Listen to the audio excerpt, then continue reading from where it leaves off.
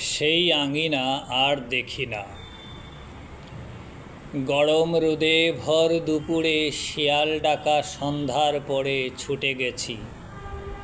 কার ইশারায় হেমন্ত মাঠ ঘাস মারিয়ে, কুয়াশা ভিজা পথ মারিয়ে কিসের মায়ায় হেঁটে গেছি। কখনো একা বিকেল হলে, কখনো সাথে ছিল কি কেউ রাতের মাঠে, হয়তো ছিল সেই আঙিনায়। এখন আমি সেই আঙিনা আর দেখি না।